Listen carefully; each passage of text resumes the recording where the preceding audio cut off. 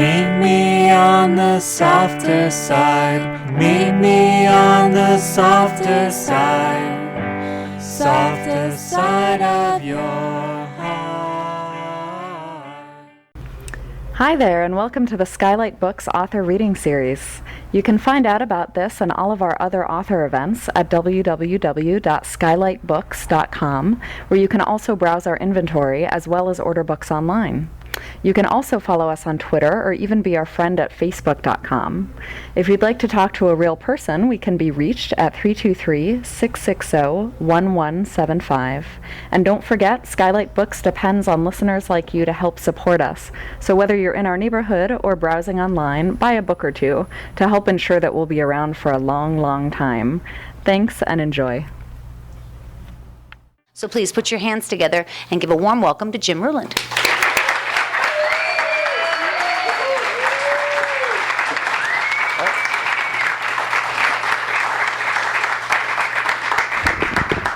Thank you very much.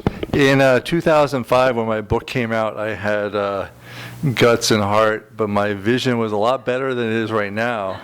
I haven't worn these glasses, and I can barely see the back of the building, but thank you so much for coming. I'm going to silence my cell phone, otherwise my mom will call, right?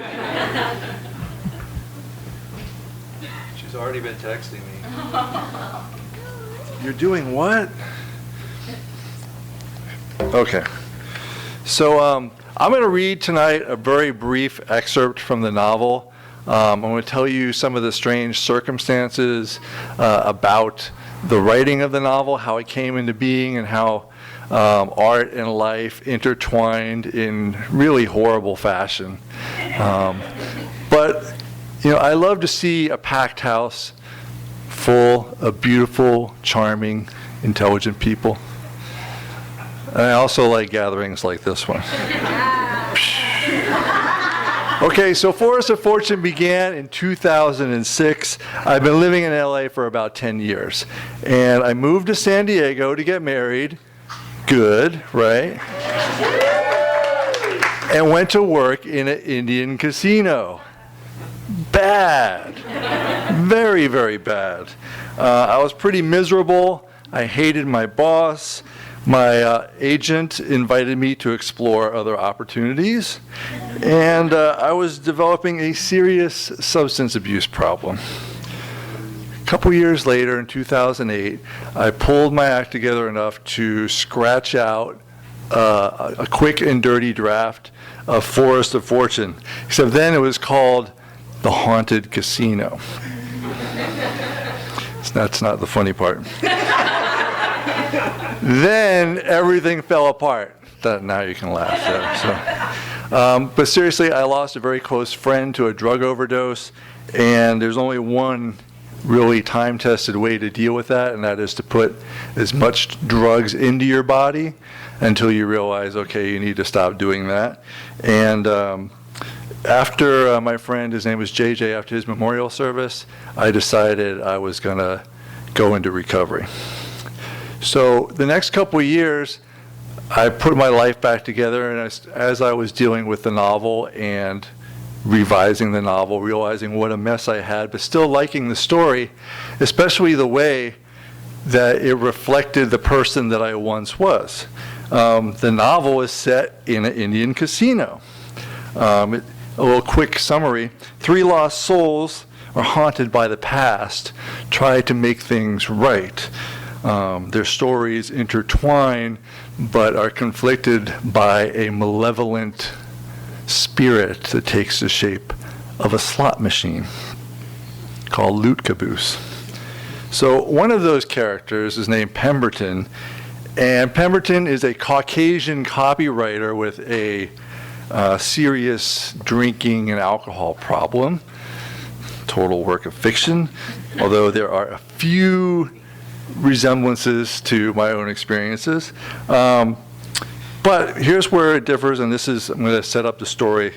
When Pemberton comes to Thunderclap Casino in the deserts of San Diego, he's just been kicked out of his apartment by his fiancé here in LA.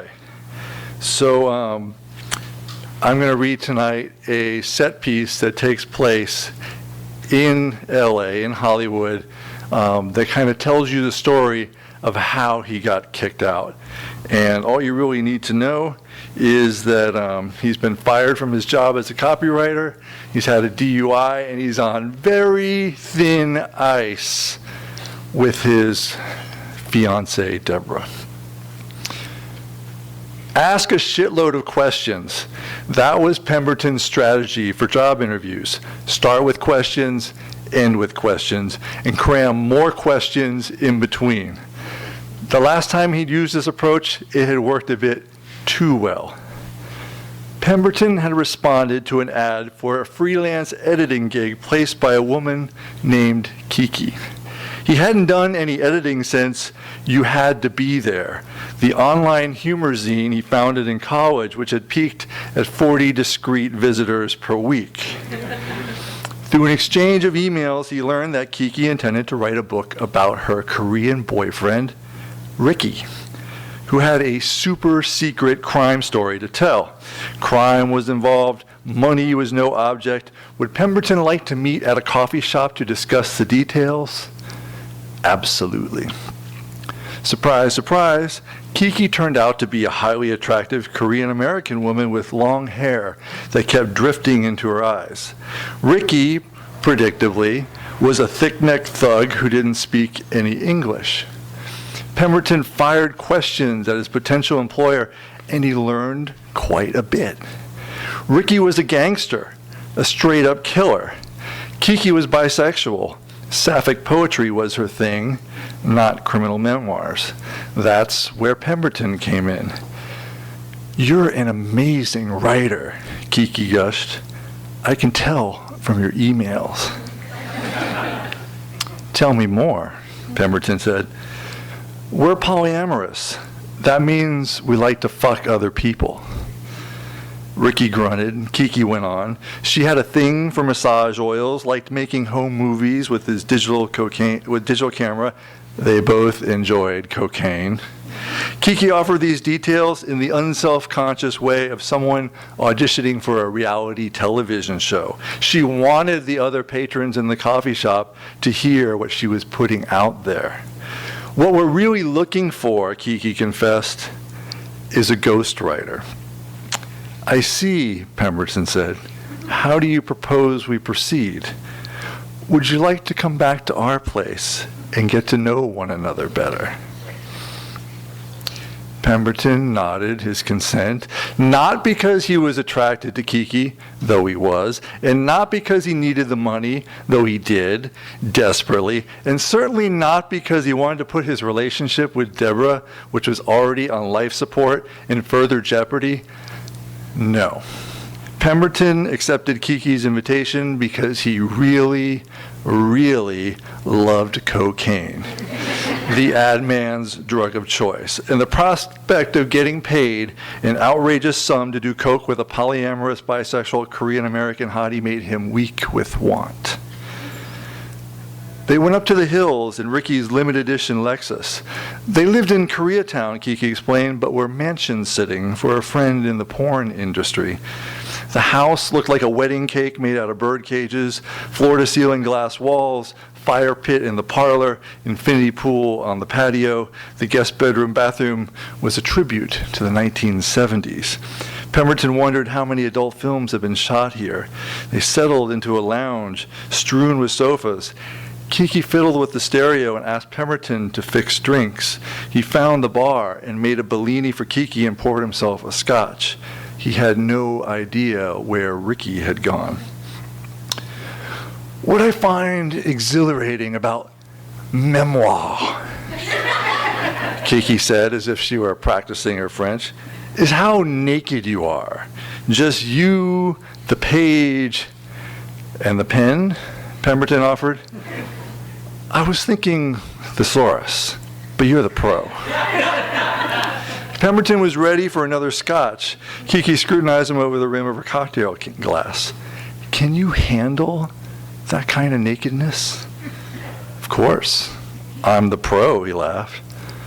"Let's do some blow." Kiki dumped at least an 8-ball on the glass coffee table. Pemberton asked more questions while she sculpted lines. How long have you and Ricky known each other? What brought you to L.A.? You know I'm heterosexual, right?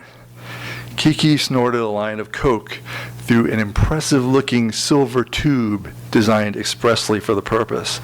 The kinky couple from Koreatown was serious about their cocaine. Pemberton did 1, 2, 3 quick lines with a rolled-up dollar bill and levitated over to the bar to splash more scotch in his glass, while Kiki went to work with her pretty little tube. Numb from the neck up, Pemberton could barely make out what Kiki was saying until she beckoned to him from the couch. So they do some sexy stuff, or at least they try to, because Pemberton is not really in condition to perform, which is something that I've read quite a lot about. So she gets really frustrated with him, and they continue. But what's kind of funny about this is, like, I've outlined, it was a long process in writing this, and since then, two of the things I've just read have kind of come true. One, what are these? Just only 2. One is that I had never done any ghostwriting, and since then I've done some ghostwriting for, as many of you know, a fisherman on the Deadliest Catch show. And I just want to say this is not how I got that gig writing a memoir for the Deadliest Catch. And then Kiki and Ricky are mansion sitting, and for the last couple years I've been doing a lot of house sitting, pet sitting, cat sitting, and no mansions, but some pretty interesting things have gone on in those places while the owners are away. Many of you are here tonight, so just, check YouTube after the reading. Okay, so Kiki is kind of fed up with Pemberton, but she's not letting him off the hook yet. She produced a silver tube much longer than the first and handed it to Pemberton. What's this for? If you can't service me, she said, you can at least give my man what he wants. What? Pemberton bleated. You blow. Ricky got down on all fours and looked at him over the shoulder. I'm sorry, Pemberton, said the Kiki. I don't play that way. I thought I made that clear. No. Like this. She held the silver tube up to her mouth like a dart gun and slapped Ricky's ass. And Pemberton understood. He'd heard about this thing, but never seen the practice put into action. He accepted the tube and knelt down on the carpet, and he knee-walked toward Ricky's backside and balked. Ricky's muscular cheeks gleamed with oil and smelled faintly of vanilla. Can you give me a hand here? Kiki rolled her eyes. She crouched by Pemberton's side and inserted one end of the silver tube into Ricky's anus. Pemberton felt the first stirrings of arousal, but it was too late for that. Pemberton blew the cocaine that had been packed into the silver tube deep into Ricky's rectum. The Korean gangster howled as if he'd been jabbed by a needle, or maybe he was singing Pemberton's praises as a cocaine delivery system. Unlikely, but the possibility could not be ruled out. What did he say? He said he doesn't think you're the ghost we're looking for. I think I'd better be going. I think that would be best.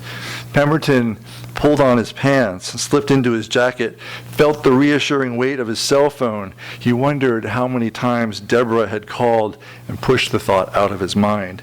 Say, do you think... Kiki slapped a baggie into Pemberton's palm. Goodbye. Thank you. You were never here. Of course, and where here are we so I can call a cab? Kiki backed him onto the porch. If you contact me again, you can expect a visit from Ricky. Pemberton tried to think of something clever to say as the door shut in his face. He was terrible at goodbyes. He stumbled down the street, letting gravity be his guide. The moon, the stars, 3 missed calls from his fiancé. Holy shit. He turned off his phone. He wasn't ready to go home. It was early, at least by Coke in the pocket and no work tomorrow standards. The interview hadn't gone well, but they weren't really looking for a writer, at least not one of Pemberton's caliber, in Pemberton's league. There was nothing left to do but hoof his way back to Hollywood. Thank you.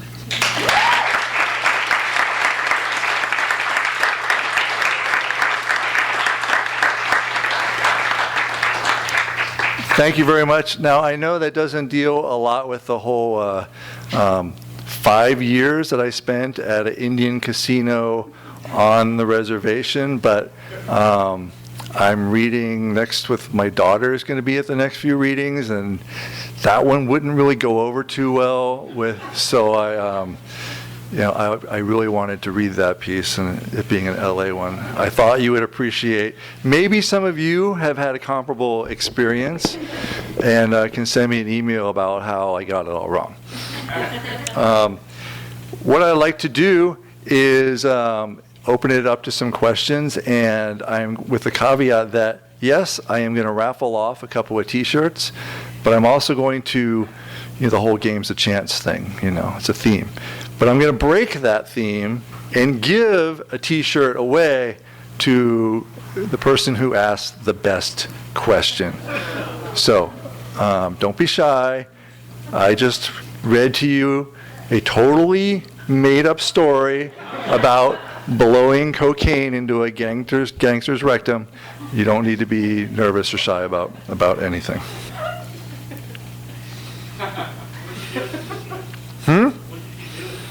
What I did at the casino, I worked in the marketing department, and I was a copywriter, and which I was the only copywriter. And so if you worked in advertising, you're used to having kind of like a proofreader, an account team, and there's a whole bunch of you. It was just me. I did TV, billboards, placemats, emails, newsletters, anything that you could put words on. But the worst slogan. The worst slogan is also the best, and the one I'm most proud of. It's really sinister and sleazy, but they went for it. And it was the slogan for about 3 years, or 2 years. And then they changed every year, and it was really bad. And, we get all this direction, and we would just say, like, okay, what's Target's slogan? Okay, go with something like that. But, But the one I'm really proud of that was horrible was Viejas Casino. Easy to get to, hard to leave.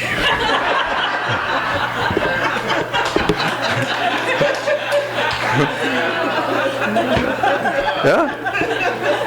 I'm proud of that one.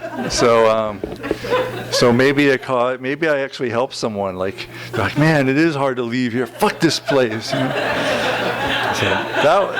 who asked that one? That was that question.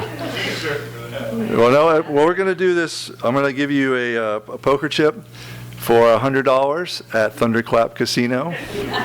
I wouldn't bring this into any other casino, but so everyone who gets a chip will go. We're going to do like a raffle out of this somehow. Okay. Do you have a question? So are you Pemberton? No, but the people in my writers group started calling me Jimberton by the end. So yes and no. I mean, there were some things where the interesting thing about it is that it was the recession hit almost as soon as I started. When I started, things were great. I hated my boss, but we were getting quarterly bonuses, and I was like, man, this is great. And but then things got really bad, and the numbers kept going down and down and down, and there's no commercial or ad that's going to make someone come gamble when they've lost their job or something like that. I mean, just people don't have money, they don't have money. So for 5 years, every year, we had a new director of marketing, a new VP of finance. It was like constant turnover. and like the morale just went in the toilet.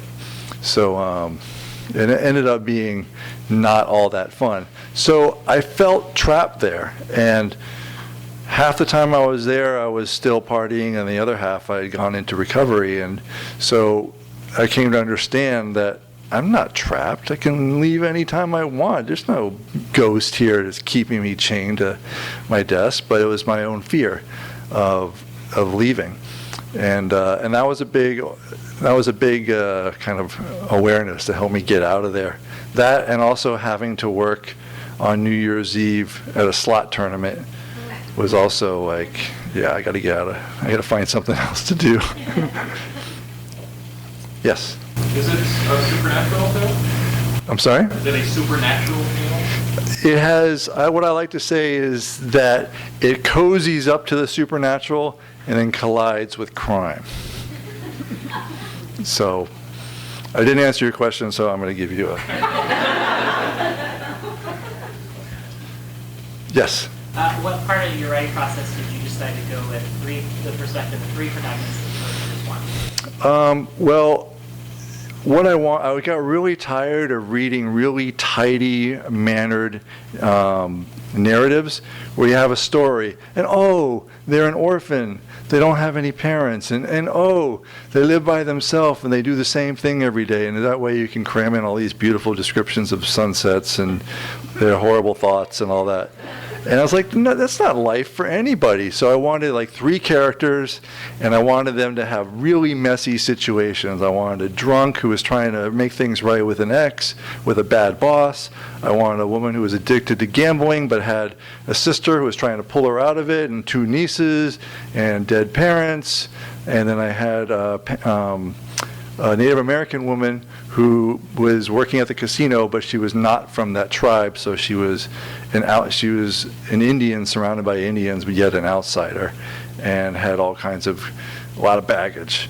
So I really wanted like a really messy kind of storyline, and so that's why I went with the three characters. And it was really fun and fast to write, but man, it was hard to revise because it was messy. So that's a good one. All right, let's just do a couple more. Yes, Kiyoshi. So you started the novel while you were using substances and like finished clean. Yes. Is that It's kind of what I recommend that everybody do.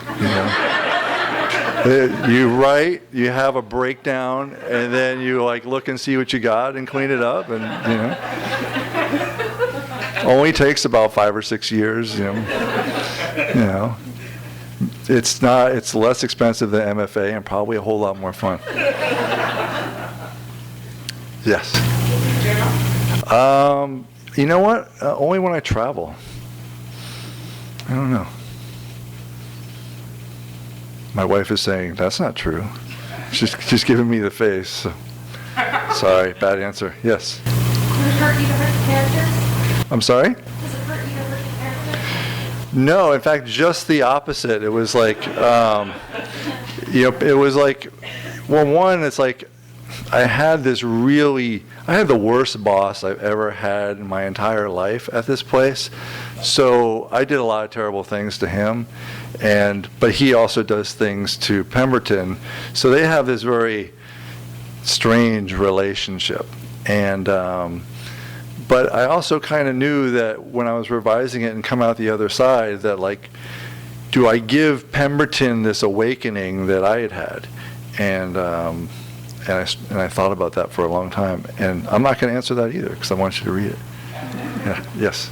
Did the customers coming in there, their kind of desperation, they did have that, did that kind of influence it all on?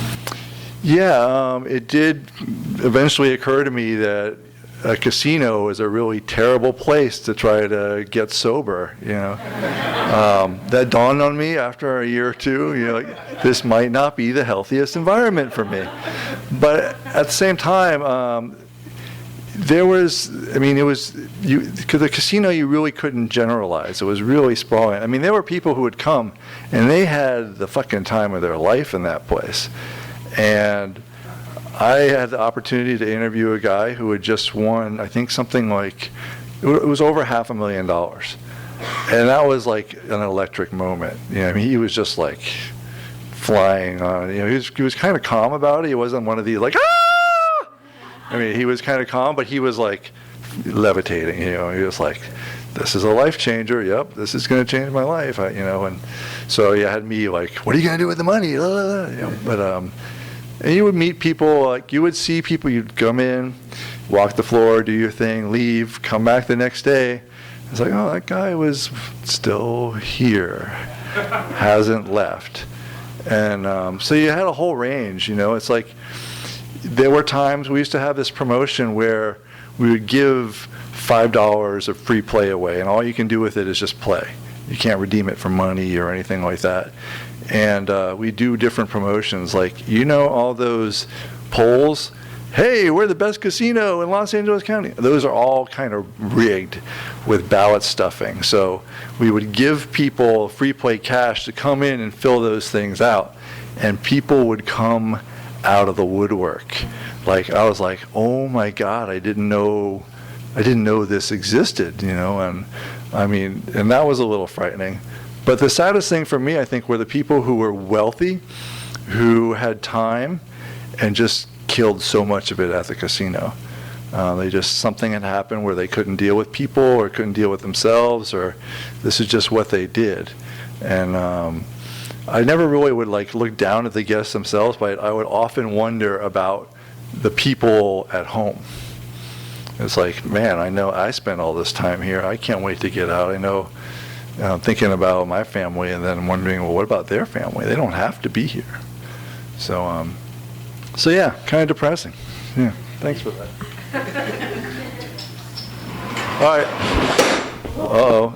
A not so subtle sign that I need to wrap this up, or how about we give a couple T-shirts away, and then we'll have, like, you can think up a really good question. We'll do a couple more, and then we'll call it a night, and we'll eat a bunch of coconut bars.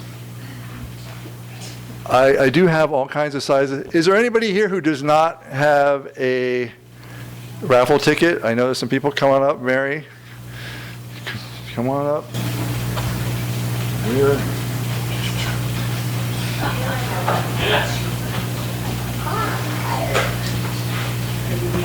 All right, stealing the raffle tickets is not going to help you.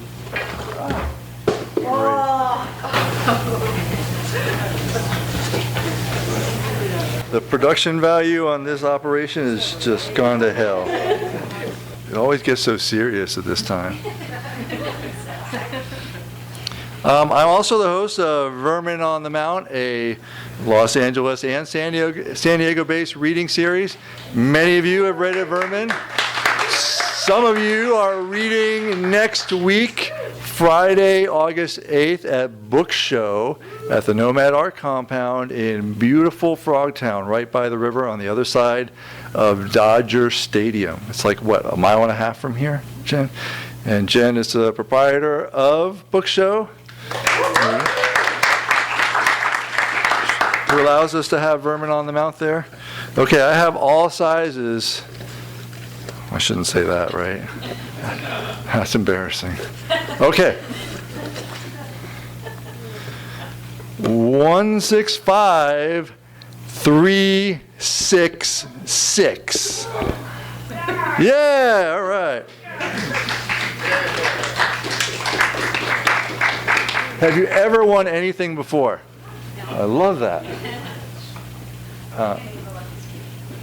What's that? Okay, we can redeem this stuff afterwards. Because I got this box, I'll probably shuffle through it. So, and what is your name? Emily. Emily. Round of applause for Emily. Usually I redeem these. I mean, I verify, but Emily looks kind of trustworthy. What do you say? Yeah, I'll defer. Okay. This is how. I'm surprised nobody asked me. Is casino gambling legit? That shit is fixed, right? Wrong. It's completely legit. It's all monitored by gaming authorities, and there's so much to lose by even thinking about tampering that they don't do it, that they run a very legit operation.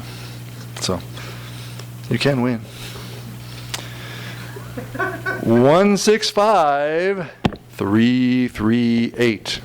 Yes! All right. Ashley Perez. All right.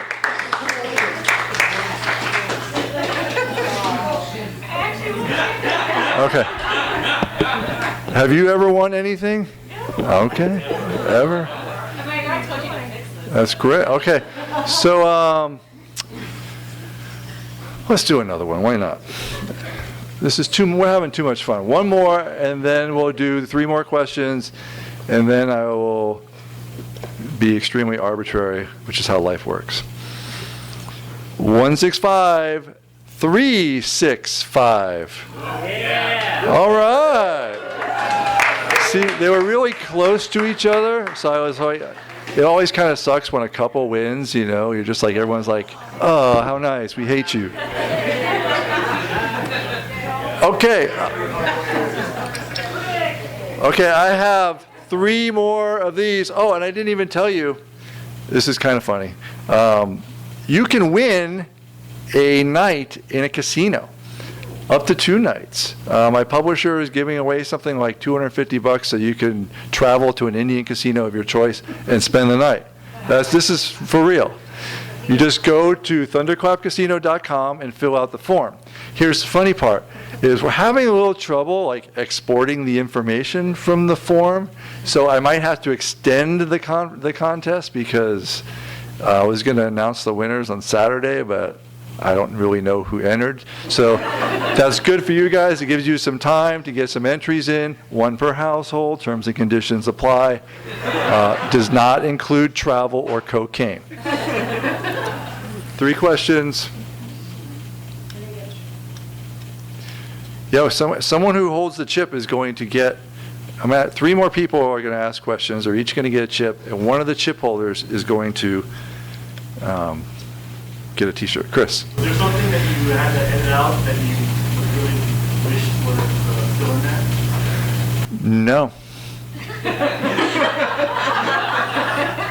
That's how I roll. No, there's actually a framing device in the book. It's all set in contemporary LA and San Diego, but there's a framing device that provides a historical context that really kind of tweaks with the reader's expectations of what you might expect to find in a haunted casino. And I thought I was going to get some pushback on that, because, it's italicized, it's prologue-y. I thought that someone who's having a bad day would be like, what is this shit? We don't need this. Just stick to the cocaine. We'll stick to what you know. But nobody did that. That conversation never came, and it's in there, and I love it. And when people read it and they respond to it, it's like it makes the whole thing like wonderful. So, all right, Chris. Who else had a question? Okay, wait, right in the front, and then we'll go in the back. So, is there anyone, advance notes or any other opus that inspired you on your journey to writing? That's funny that you would ask because, yes, there's a whole, so the character who's Native American, who is a part of the Yukemaya Indian, totally made up, and her name is Alice, and there's kind of an Alice in Wonderland thing going on. She suffers from epilepsy, and she's having some trouble managing her seizures, and the new medication she's on may or may not be giving her hallucinations, or maybe she's tapping into something else. So that's kind of your question about the supernatural. And so maybe you knew this or maybe you didn't, but Charles Dodgson, aka Lewis Carroll, also suffered from epilepsy, and he had the kind of hallucinations that he would have is that things that were small would appear large, and things that were large would appear small. Yeah, you've heard all this before. So it he kind of took his own symptoms and projected them onto Alice, and so that's exactly what I did. I took his symptoms, projected them onto Alice, and away we go. Very good question. All right, last question. This one better be great. Yes? So while you were writing this Yes. book, what was your biggest struggle or hurdle what wall did you hit? Writing it? Just character development, Just the self-imposed walls of being a not particularly stable human being during the writing process. That was really the big one. My wife is like, No, she's not. Very supportive, my wife. Okay, so here's what we're going to do. You get a chip.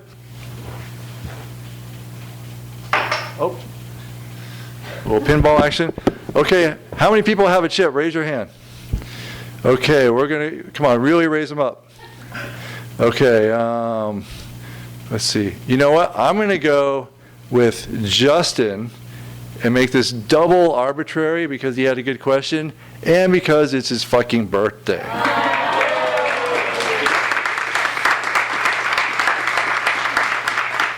And oh, by the way, if you're ever near a casino on your birthday, it's worth stopping by. They will give you all kinds of free shit. Thank you very much for coming. We have more cookies, and we'll be signing some books. And when we wrap that up, I will dish out the T-shirts, or if you need to go, we can do that right away. Nubia will do the T-shirts. How about a round of applause for Nubia? You've been listening to the Skylight Books author reading series. Don't forget that you can check out this and all of our other great podcasts at www.skylightbooks.com. Today's music was provided by Fragile Gang. You can check them out at MySpace, Facebook, and the iTunes Music Store. Thanks for stopping by, and we hope to see you soon.